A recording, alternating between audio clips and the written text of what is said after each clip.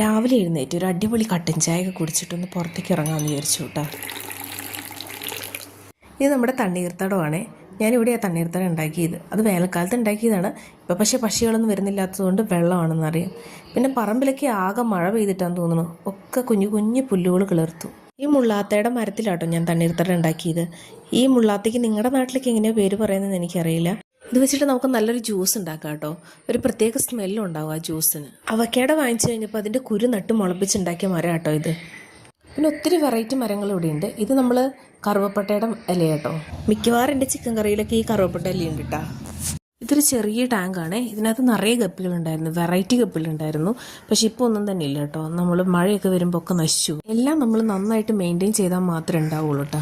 ചുറ്റും ചോലയായതുകൊണ്ട് ഞങ്ങളുടെ ഈ കുന്തിരിക്കുമ്പോൾ ശോഷിച്ചു കേട്ടോ. മിനിമം 10 വർഷമായി. എൻ്റെ ഇന്നത്തെ ദിവസം നല്ലൊരു ചൂട് ദോശയും കട്ടൻ ചായയും അതുപോലെ ഇറച്ചിക്കറിയൊക്കെ ആയിട്ട് സ്റ്റാർട്ട് ചെയ്യാമെന്ന് വിചാരിച്ചു. നിങ്ങളുടെ ഈ ദിവസം ശുഭമായിരിക്കട്ടെ. Have a nice day. Thank U.